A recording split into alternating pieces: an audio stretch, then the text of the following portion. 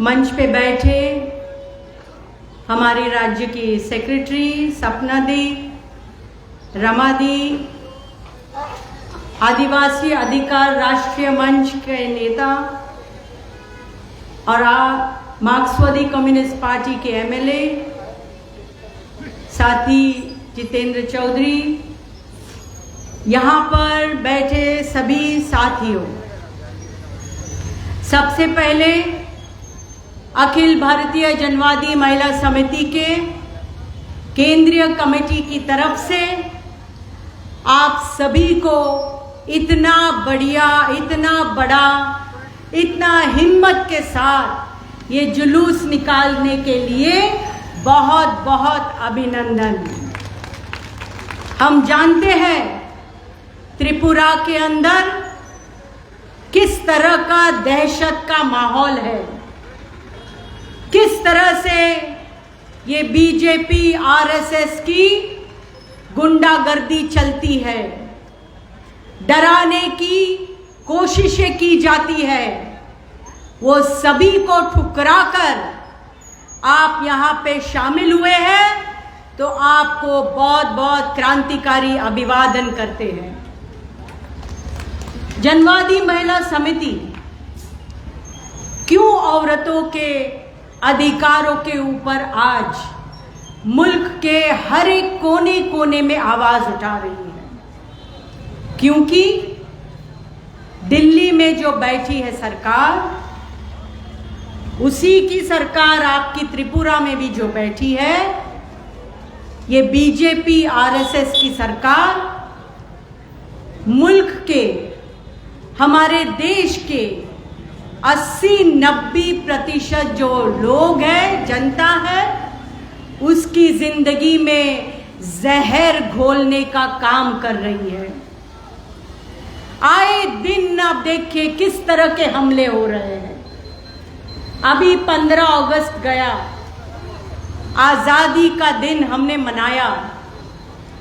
पूरे देश में लोग ये सोच रहे थे कि प्रधानमंत्री जो इस देश की हुकूमत संभाले हुए है, लोगों के सवाल पे कुछ बोलेंगे, लेकिन आम लोगों के सवालों के ऊपर कुछ भी मुंह नहीं खोला। महंगाई इतनी बढ़ गई है, हम यहाँ पे आते वक्त अगरतला के मार्केट में टमाटर का दाम पूछा, तो वो जो भाजी बेचने वाला था, उन्होंने कहा हम तो टमाटर रखना बंद कर दिए क्योंकि कोई खरीदता नहीं है। 150 रुपया किलो, 150 रुपया किलो टमाटर का दाम आज तक कभी भी नहीं हुआ है। दिल्ली में जहां प्रधानमंत्री रहते हैं, जहां गृह मंत्री रहते हैं, जहां अर्थ मंत्री रहते हैं, 200 रुपया किलो है। मतलब जिंदा रहने के लिए जो भी चीज हमें चाहिए आज गरीबों के हाथ से निकल रही है। और अनाज महंगा हो रहा है। जब अनाज महंगा होता है तो गरीब कम खाता है। सरकार की जिम्मेदारी क्या है? सरकार इसलिए होती है कि जब लोग भूख से मर रहे हैं तब उसको अनाज दे। आज यूनाइटेड नेशंस का एक रिपोर्ट है, संयुक्त राष्ट्र दल का, ये हमारा रिपोर्ट नहीं है, संयुक्त राष्ट्र दल का रिपोर्ट है, जो कहता है पूरी दुनिया के अंदर सबसे ज्यादा भूखे लोग भारत में हैं। तो सरकार ने क्या करना चाहिए? सरकार के गोदाम में अनाज सड़ रहा है, आप सबको 10 किलो मुफ्त अनाज दीजिए। राशन के अंदर, राशन की दुकान में आप गेहूं, चावल, दाल, तेल, घी, नमक, साबुन, ऐसे सभी 14 वस्तुएं जो लोगों को जिंदा रहने के लिए जरूरी है, आप दीजिए। लेकिन बीजेपी आरएसएस की सरकार ने क्या किया? कर्नाटका का इलेक्शन में हार गए, उसके बाद पूरे देश में उन्होंने राशन के ऊपर अनाज देना बंद कर दिया। मतलब एक जगह पे महंगाई, दूसरी जगह पे लोग भूख से मर रहे हैं, और तीसरी जगह पर ये अंबानी और अदानी की सरकार ने देश में अनाज देना बंद कर दिया। लेकिन जो वामपंथी सरकार है केरला में, उसने क्या किया?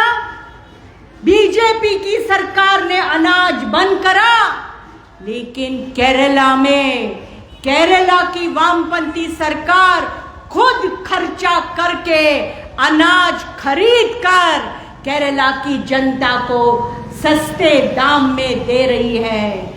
आपकी बीजेपी की सरकार त्रिपुरा में हर महिला कह रही है कि जब यहाँ पे वामपंथी सरकार थी तब अनाज मिलता था, लेकिन अब बीजेपी की सरकार जो दिल्ली में कर रही है वही यहाँ पर आपकी बीजेपी की सरकार कर रही है। राशन में बिल्कुल कुछ भी अभी नहीं मिल रहा है। रोजगार गारंटी का काम बंद हो गया। पहले काम मिलता था यहाँ पर। मोदी सरकार क्या कर रहा है? रोजगार गारंटी के लिए बजट के अंदर पैसा कम कर रहे हैं। आज कहीं काम नहीं मिल रहा है। आप देखिए, अभी अलग अलग जगह पर हम उत्तर प्रदेश में गए थे। उत्तर प्रदेश में चाय की दुकान होती है ना रास्ते पे, तो ऐसे कहते हैं चाय वाला प्रधानमंत्री है, चाय बेचता था। पता नहीं, किसी ने देखा नहीं, लेकिन बोलते हैं। तो अभी यूपी में वहां की जो डबल इंजन सरकार है, कहीं नौकरी नहीं मिल रही, तो चाय की दुकान, यहाँ पे भी भाई चाय बेच रहे हैं सामने, वो ऐसा बोर्ड लगाया है आईआईटी चाय वाला। आईआईटी किया लेकिन नौकरी नहीं। कोई इंजीनियरिंग किया, नौकरी नहीं, तो बोर्ड लगाया इंजीनियर चाय, कहीं लगाया पीएचडी डॉक्टर चाय। मतलब बच्चे पढ़े लिखे, लड़कियां लड़के, कहीं रोजगार नहीं मिल रहा है। और आप याद रखिए, त्रिपुरा में याद रखिए, ये भूलना नहीं चाहिए किस तरह से गरीब का अपमान करती है ये बीजेपी आरएसएस। जब लोग बोलते हैं काम दीजिए, फैक्ट्रियां खोलिए, जो खाली जगह है सरकारी क्षेत्र के अंदर, रेलवेज में, बैंक में, यूनिवर्सिटी में, इंश्योरेंस सेक्टर में, जो पोर्ट्स है वहां पर सभी जगह पे लाखों जगह खाली है। अस्पतालों में, सरकारी अस्पताल में डॉक्टर नहीं, नर्स नहीं, लेकिन डॉक्टर बेरोजगार, नर्स बेरोजगार, टीचर बीएड किया, एमएड किया, बेरोजगार। तो आप नौकरी दीजिए, वहां नौकरी नहीं दे रहे हैं। और अमित शाह ने क्या कहा अपने भाषण में? 2 साल पहले वादा किया था ना, 2 करोड़ लोगों को हम हर साल काम देंगे। 2 करोड़ देना तो छोड़ दीजिए, जिसकी नौकरी थी वो भी अभी गई है। इसका मतलब बेरोजगारी बढ़ा। तो अमित शाह ने बेरोजगार युवक को, हमारे बच्चों को, जिनको हमने पढ़ा लिखा कर बड़ा किया, उनको कह रहे हैं आपने आईआईटी किया, आपने इंजीनियरिंग किया, लेकिन हमने तो वादा नहीं किया था आपसे नौकरी देने का। ये तो हम तो जुमला सरकार सरकार है, ये सुप्रीम कोर्ट में बोला अमित शाह ने, हम तो जुमला सरकार है। इसलिए अभी आप क्या करो, आप पकोड़े बेचो। पकोड़ा जानते हो, आलू का पकोड़ा, प्याज का पकोड़ा। तो इसलिए हमने आपको उधर भेजा, इसलिए आप गृह मंत्री बने हो, हमको ये बताने के लिए कि हमको पकोड़ा बेचना चाहिए। आपका काम क्या है? आपका काम है नौकरी देना। रोजगार गारंटी में काम नहीं मिल रहा है, ग्रामीण एरिया से जीने का कोई जरिया नहीं, इसलिए लोग शहर में आते हैं और शहर में रास्ते पे रहते हैं, झोपड़ियों में रहते हैं और वहां पे भी घर तोड़ने के लिए आ जाते हैं सब जगह पर। स्मार्ट सिटी बनाना है उनको। स्मार्ट सिटी में इंसान की कोई कीमत नहीं, आप मरो या जियो, हमको कुछ लेना देना नहीं। पढ़ाई लिखाई का सवाल है, उसमें बजट कट कर दिया। स्वास्थ्य का सवाल है, उसमें बजट कट कर दिया। आदिवासी इलाकों के अंदर, त्रिपुरा के अंदर एक बहुत बड़ा हिस्सा आदिवासी इलाकों के का है। आदिवासी इलाकों के जो भी संगठन है, आदिवासी इलाकों में रहने वाले हमारे जो लोग हैं, उनको ध्यान रखना चाहिए, क्योंकि गरीब आदमी भी वोट देता है बीजेपी को। कोई भी वजह से हो, पैसा लेके हो, दारू की बोतल लेके हो, डर के मारे भी कभी कभी वोट दे देते हैं। लेकिन ये ध्यान रखना चाहिए कि जो गरीब इंसान वोट देता है, आज उसी गरीब इंसान की जिंदगी में आग लगाने का काम ये बीजेपी आरएसएस कर रही है। तो पूछना पड़ेगा ये बीजेपी के नेताओं को, इसलिए हमारा वोट मांगा आपने ताकि आप हमारी जमीन हथिया लो। सभी आदिवासी इलाकों का जो कानून है, जो वन संरक्षण कानून है, फॉरेस्ट कंजर्वेशन एक्ट, वो बदल दिया। जो हमारा वन अधिकार का कानून है, उसका कहीं पे अमल नहीं हो रहा है। जमीन अंबानी और अदानी के लिए जंगल की जमीन, वहां पे बड़े बड़े बियर बार खोलेंगे, होटल खोलेंगे, पैसे वाले लोग आएंगे और हमारी आदिवासी बहन इन घरों में जाकर कपड़े और बर्तन धोने का काम करेगी। ये उनका पूरा नियोजन है। इसलिए आदिवासी इलाकों की सभी जनता ने एक साथ आकर ये जो हमारा देशद्रोही सरकार है, उनको हमारे जमीन से भगा देने का काम हमको एक साथ में मिलकर करना चाहिए। औरतों के ऊपर हिंसा कितनी बढ़ गई है। त्रिपुरा में क्या गुंडा राज चल रहा है, कोई भी औरत सुरक्षित नहीं है। लड़कियां स्कूल से आ रही है, कॉलेज से पढ़ के आ रही है, रिक्शा में, कहीं पे कोई गाड़ी में गुंडे लोग घूम रहे हैं, उनको उठा लेते हैं, बलात्कार करके फेंक देते हैं, मार डालते हैं। इस तरह का चल रहा है। ये एक जमाने में हुआ करता था, जब राजा महाराजा थे ना, जब बड़े बड़े जमींदार थे 200 साल पहले, आजादी के पहले ऐसे हुआ करता था। राजा महाराजा अपने गुंडों को भेजता था, उठा लाओ वो लड़की को, उठा लाओ वो लड़की को। इस तरह से आज तो भारत आजाद है, हमारा संविधान है। संविधान हमको अधिकार देता है, हमको आत्मसम्मान के साथ जिंदगी जीने का अधिकार, मेरी मर्जी से जिंदा रहने का अधिकार। कहाँ है वो अधिकार? अभी कहीं दिख रहा है? संविधान ने जो अधिकार दिया, ये अधिकार बीजेपी आरएसएस छीनना चाहती है। औरतों को ये तय करना पड़ेगा। हम यहाँ पर ये सिर्फ नहीं कहने आए हैं, ये सवाल आज बीजेपी को हराओ, इसको जिताओ, सिर्फ यहाँ तक सीमित नहीं रह गया है।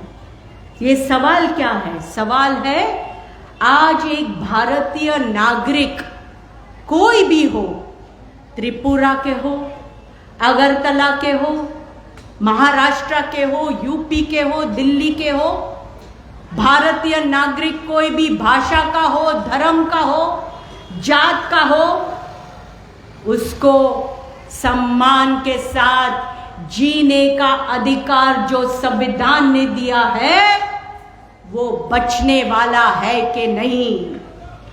ये आरएसएस बीजेपी की सरकार संविधान में विश्वास नहीं रखती।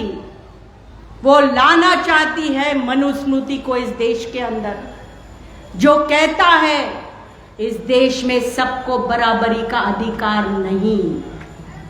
दलित है, आदिवासी है, मुसलमान है, क्रिश्चियन है, औरतें हैं, ये सब दुय्यम है। उनको जैसे हम कहेंगे वैसा ही रहना पड़ेगा। इसका मतलब क्या है? इसका मतलब आपको इस देश में सम्मान के साथ जीने का अधिकार नहीं है। इसलिए सब जगह पर आप देखिए, दिल्ली में बुलडोजर चलाया मुसलमानों के घर के ऊपर, हरियाणा में मेवात के अंदर मुसलमानों के घरों के ऊपर हमला किया, छत्तीसगढ़ में क्रिश्चियन समाज के पूरे घर बर्बाद कर दिए, चर्च के ऊपर हमला किया, झारखंड के अंदर आदिवासियों के घर तोड़े उनकी जमीन हथियाने के लिए, महाराष्ट्र के अंदर, मध्य प्रदेश के अंदर दलितों के ऊपर, दलित औरतों के ऊपर उन्होंने हमला किया। मतलब ये बीजेपी आरएसएस की सरकार नफरत की राजनीति के ऊपर अपना हुकूमत कायम करना चाहती है इस देश में। वो प्यार की भाषा नहीं समझती। एक दूसरे को लड़ाने में हिंदू मुसलमान का झगड़ा लगाओ, उच्च जाति का निम्न जाति का झगड़ा लगाओ, आदिवासी बिगैर आदिवासी का झगड़ा लगाओ, दलित बिगैर दलित का झगड़ा लगाओ। सब जगह पर एक इंसान को दूसरे इंसान को मारने की साजिश चलाओ और महंगाई बढ़ाओ, देश बेचो, देश बांटो। ब्रिटिश की जो राजनीति थी, बांटो और राज करो, यही आज आरएसएस बीजेपी हमारे देश में कर रहा है। इसलिए हमको सतर्क रहना पड़ेगा। ये सरकार देशद्रोही सरकार है। आरएसएस ने आजादी के समय क्या किया? क्या किया आरएसएस ने? ब्रिटिश की साथ हाथ मिलाकर काम किया, देश में दंगा फसाद कराने के लिए काम किया और आजादी के आंदोलन के खिलाफ गद्दारी करी। ये आज बैठे हैं सत्ता में 37% वोट लेकर। ज्यादा जनता उनके साथ नहीं है। देश में नरेंद्र मोदी प्रधानमंत्री बने हैं, अमित शाह गृह मंत्री बने हैं 37% वोट लेकर। और वो जो आजादी के समय किया वही अभी कर रहे हैं। आम लोगों के साथ गद्दारी कर रहे हैं। अच्छे दिन आने वाले थे। आज उनको जाके पूछो, एक बीजेपी के नेता को आप भी पूछिए, यहां पर आपके मुख्यमंत्री को पूछिए। आपके नेता ने बोला था ना अच्छे दिन आने वाले हैं, तो क्या बोलते हैं बीजेपी वाले पता है? नरेंद्र मोदी ने सिर्फ अच्छे दिन आने वाले हैं उतना ही बोला था, किसके आने वाले हैं वो नहीं बोला था। अब जनता ने समझ लिया कि हमारे आने वाले हैं। ऐसा तो बोला नहीं था नरेंद्र मोदी ने, इतना ही बोला अच्छे दिन आने वाले हैं। लेकिन अभी 9 साल के बाद पता चला ना किसके लिए बोला था। ये तो अंबानी और अदानी के लिए बोला था। इसलिए ये 9 साल में 11 लाख करोड़ रुपए का टैक्स अंबानी और अदानी का माफ किया, किसान का नहीं माफ किया। जो बचत गट की महिलाएं हैं, छोटा छोटा कर्जा लिया है, उसका नहीं माफ किया। हमारे बच्चे ने स्कूटर लिया 50,000 का लोन लेके बैंक से और नहीं भर सका, तो बैंक वाला आया स्कूटर उठाने के लिए, उसका कर्जा माफ नहीं किया। लेकिन जो ये पूरे देश को लूट रहा है, उसको रास्ता बेच दिया, एयरपोर्ट बेच दिया, पोर्ट बेच दिया, इलेक्ट्रिसिटी बेच दिया, पानी बेच दिया, हमारी जिंदगी को बेच रहे हैं। पूछना पड़ेगा, ये सरकार को चुना है हमने, हमारी जिंदगी को दांव पे लगाने के लिए नहीं चुना है, इस देश को चलाने के लिए चुना है, इस देश को बेचने के लिए नहीं चुना है, इस देश को बचाने के लिए चुना है। और अगर आप नहीं कर सकते हो ऐसी सरकार को किस तरह से नीचे खींचना, हमको बराबर मालूम है। इसलिए अभी 17 तारीख को दिल्ली के अंदर बहुत बड़ी परिषद ली। उस परिषद का टाइटल था बीजेपी आरएसएस हटाओ, महिला बचाओ, देश बचाओ। और पूरे मुल्क में आज यहां पे आपकी रैली हो रही है। 8 सितंबर को कलकत्ता में पश्चिम बंगाल की रैली है, 12 सितंबर को महाराष्ट्र की रैली है बंबई के रास्ते में। सब जगह पर रैलियां हो रही है। और अक्टूबर 5 तारीख को दिल्ली के रास्ते पे पूरे देश से महिलाएं आएगी। चलो दिल्ली का कॉल दिया गया है। ये देश हमारा है, आपको आपके विरासत में नहीं मिली है। बीजेपी वाले, आरएसएस वाले, ये याद रखो, ये देश उसका है जो छोटी चाय की टपरी चलाता है, जो छोटी दुकान चलाता है, जो रिक्शा चलाता है, जो मजदूरी करता है, जो पसीना बहाता है इस देश की मिट्टी के अंदर। ये देश उसका है, 80% जनता का है। ये देश उनके हाथों से हमको फिर से खींचना पड़ेगा।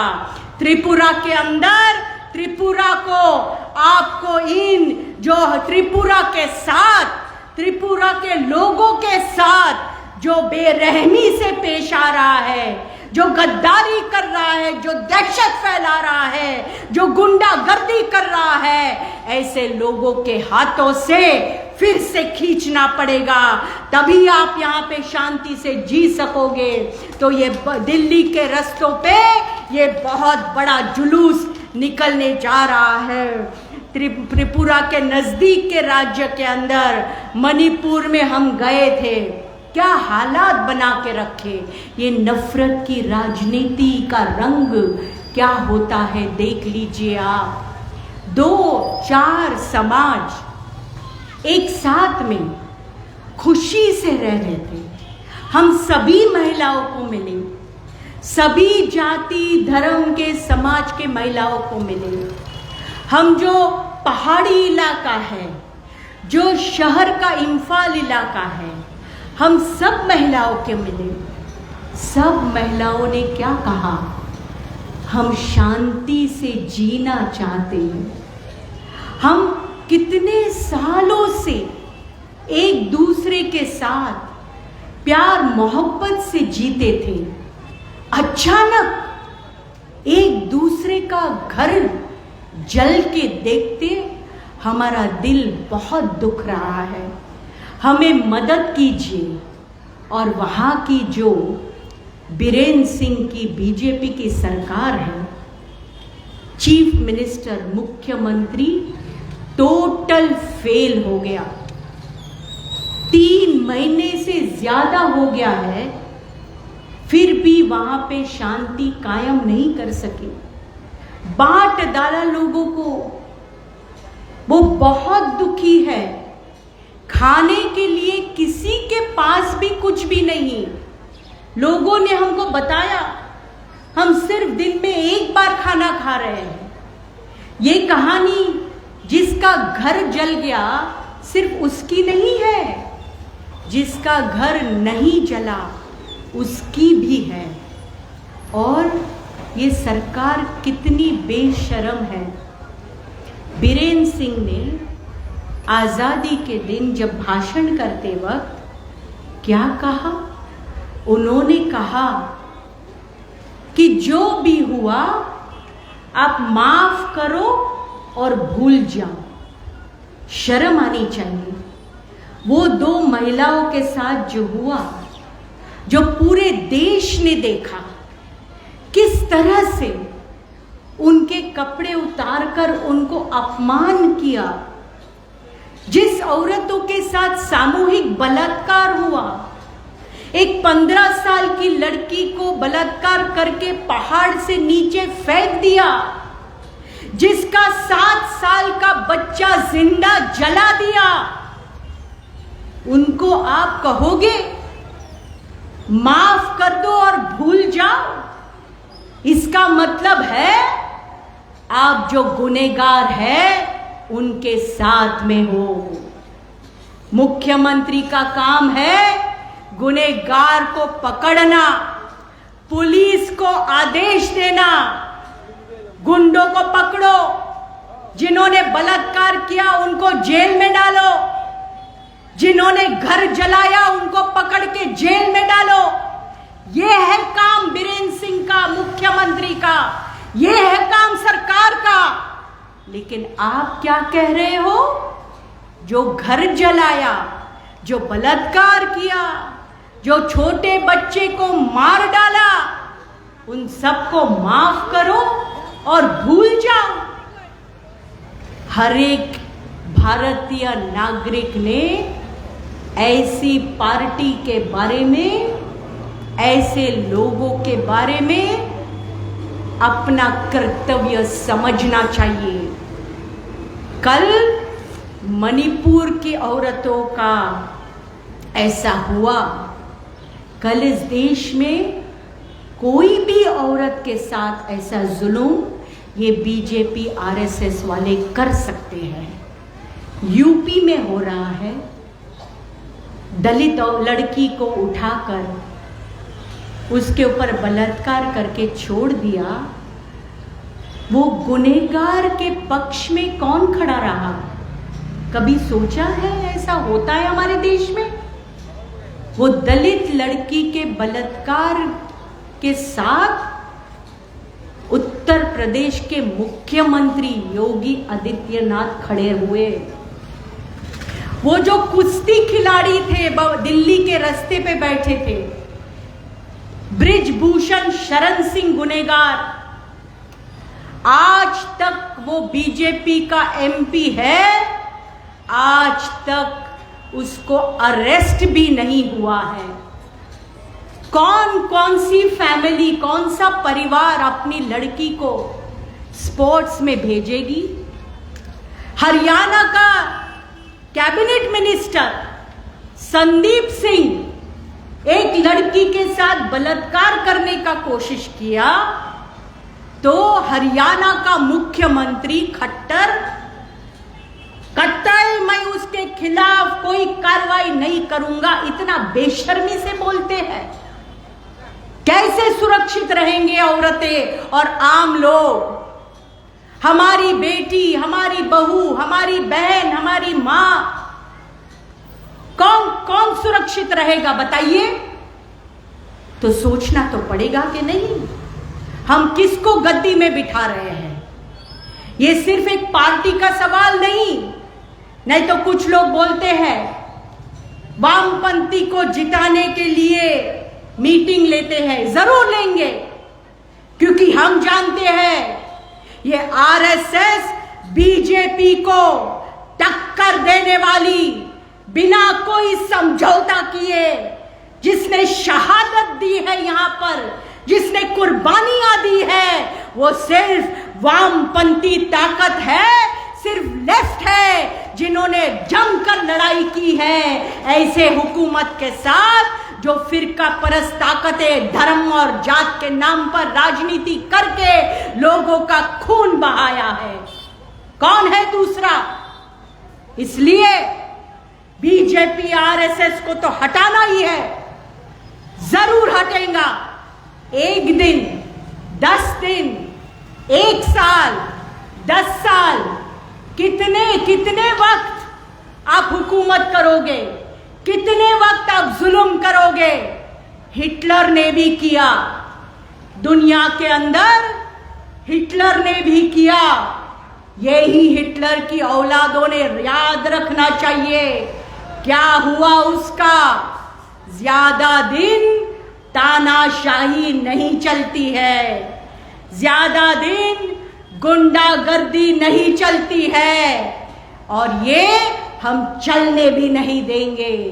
आगे के दिनों में त्रिपुरा के अंदर अखिल भारतीय जनवादी महिला समिति त्रिपुरा के सभी जो पुरोगामी ताकतें हैं, धर्मनिरपेक्ष ताकतें हैं, जनवादी मूल्यों में विश्वास रखने वाली ताकतें हैं, जो वामपंथी ताकतें हैं, उनके साथ कंधा से कंधा मिलाकर त्रिपुरा के अंदर ये बीजेपी आरएसएस की सरकार को खत्म करने के लिए, हराने के लिए, त्रिपुरा की धरती से बर्खास्त करने के लिए आगे आएंगी। यहाँ पे हमारी बातें जो भी सुन रहा है, आप सबसे, आप कोई भी पार्टी में विश्वास रखो, आप कोई भी जात धर्म के हो, आप सभी को इंसानियत का दावा देकर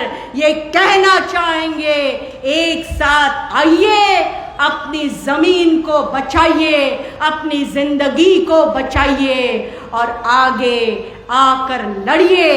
हम जीतेंगे और जरूर एक नया त्रिपुरा बनाने के लिए मदद करेंगे। आपने हमारी बातें शांति से सुनी, इसके लिए आप सबका शुक्रिया अदा करके हमारी बात खत्म करते हैं। इनकलाब जिंदाबाद, एडवा जिंदाबाद।